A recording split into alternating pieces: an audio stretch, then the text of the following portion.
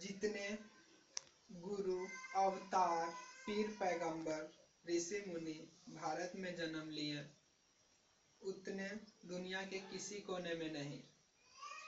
जितने धर्म शास्त्र यानी ब्रह्म ज्ञान की पुस्तकें भारत में लिखी गई, उतनी दुनिया के किसी कोने में नहीं लिखी गई।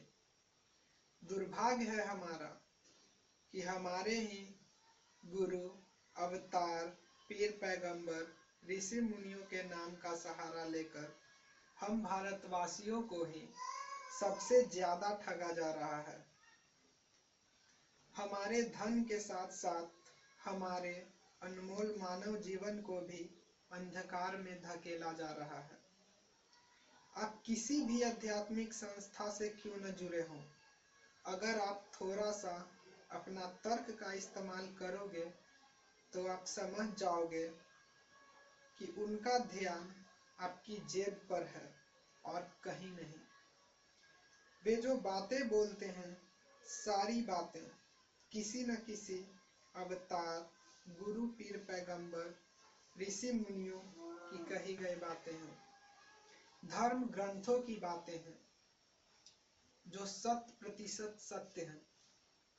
उन बातों को मानने पर आपको शांति मिलेगी, सुख मिलेगा, पर आप जन्म मरण के चक्कर से छुटकारा नहीं पा पाएंगे, क्योंकि केवल पूर्ण सद्गुरु ही आपको जन्म मरण के चक्कर से मुक्त कर पाएगा। जो अभी जीवित हो, जो परमात्मा का साक्षात्कार कर चुका हो, जैसे बुद्ध को पीपल वृक्ष के नीचे, महावीर जी को साल वृक्ष के नीचे तथा मोहम्मद साहिब जी को गुफा में हुई थी। कबीर दास को हुई तो उन्होंने कहा, लाली देखन मैं गई, मैं भी हो गई लाल। यही स्थिति को प्राप्त करना हर मानव का एकमात्र लक्ष्य है। मैं आपको असल बात बताता हूं। हम अक्सर देखते हैं कि कोई व्यक्ति मर जाता है, उसमें से कुछ निकला जिसके कारण उसका शरीर मृत हो गया। उसी के कारण उसके शरीर में हरकत थी, जैसे हमारे शरीर में हरकत है। हम बोलते हैं, चलते हैं, खाते हैं, पीते हैं। अगर वो हमारे शरीर से निकल जाए तो हमारा शरीर निष्क्रिय हो जाता है।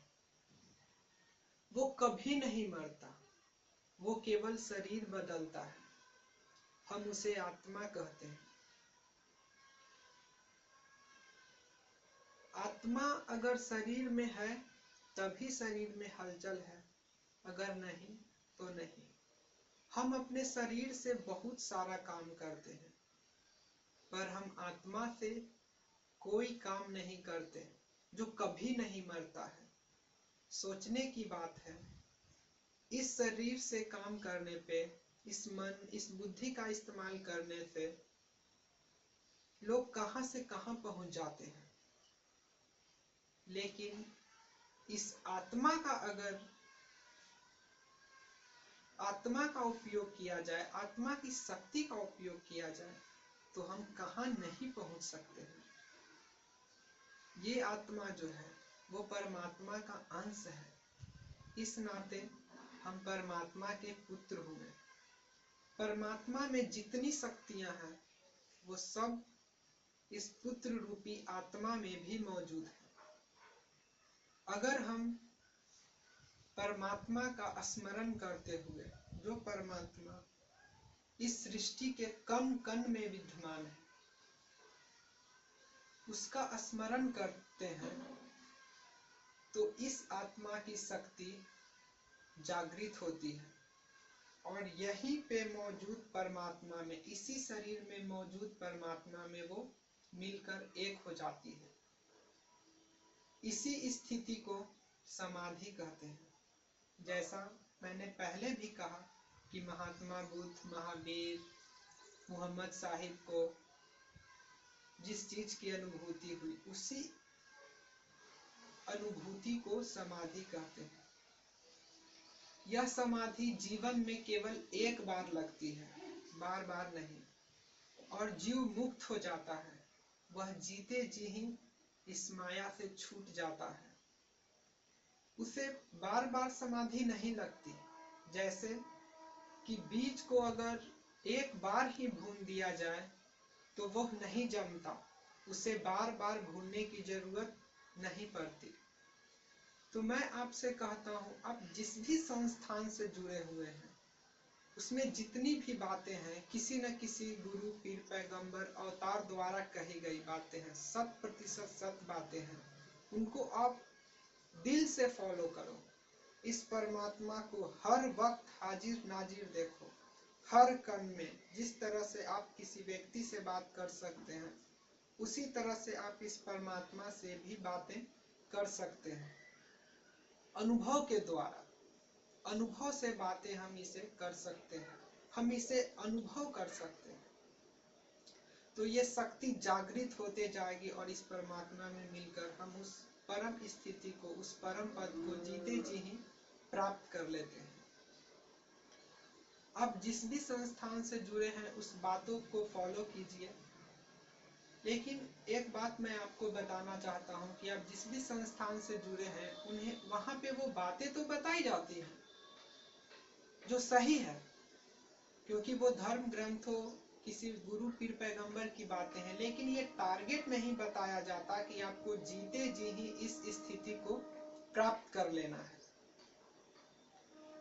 क्यों नहीं बताया जाता? क्योंकि वे लोग खुद ही उस स्थिति को प्राप्त नहीं कर चुके हैं, तो आप कहां से कर पाओगे उस स्थिति को प्राप्त? आपको केवल एक अनंत रास्ता बता दिया गया है, आप उस पे चलते जाते हो, मर जाते हो और फिर 84 के चक्कर में आ जाते हो। आपके इस अनमोल मानव जीवन को अंधकार में धकेल दिया जाता है और कुछ नहीं। मैं आपको टारगेट बताता हूँ। अगर आप उस रास्ता पे चलते हो, रियल में जब आप उस रास्ता पे चलते हो, तो आप उस स्थिति को प्राप्त कर लेते हो, कर लोगे। जिसे कुंडलिनी लोग कहते हैं, कुंडलिनी जागृत कर लेना। कुछ लोग कहते हैं योगी, कुछ लोग कहते हैं समाधि लग जाना। वो सब एक ही बात है। बुद्ध कहते हैं, बुद्ध या महावीर, निर्वाण की प्राप्ति हो जाती है। जीते जी ही आदमी जीवन मरण के चक्कर से मुक्त हो जाता है। यही मानव का, हर मानव का लक्ष्य है। कभी कभी मुझे सुनने को मिल जाता है कि फलान जगह पे ये समाधि लगाई जाती है, ये दिखाई देता है, लाइट दिखाई देता है। आप ये सोचो, क्या समाधि में क्या क्या देखते हैं? जो परमात्मा हाजिर नाजिर है उसको देखते हो? जो है उसको देखते हो या जो न है उसको देखते हो? तो जो है वो तो है ही, उसको, उसे क्या देखना है? वो समाधि लगाने की क्या जरूरत है? और जो नहीं है उसको देखने का क्या फायदा है? तो जो परमात्मा है उसे तो हम हर वक्त अनुभव कर ही रहे हैं, चल रहे हैं तो उसी में चल रहे हैं। अगर हम अपने जीवन का जो सारा क्रियाकलाप है उसी परमात्मा में ही कर रहे हैं, तो इसके लिए हमें समाधि लगाने की क्या जरूरत है? मैं जिस समाधि का बात किया हूँ वो समाधि अपने आप लगती है केवल एक बार, और मानव जीवन सफल हो जाता है। तो जितने भी आप संस्थान से जुड़े हुए हैं उन्हें छोड़िए मत, वहां की बातों को सुनिए और टारगेट आप ये रखो कि हमें जीते जी ही उस स्थिति को प्राप्त कर लेना है। तब आप समझना मेरा मानव जीवन सफल हुआ।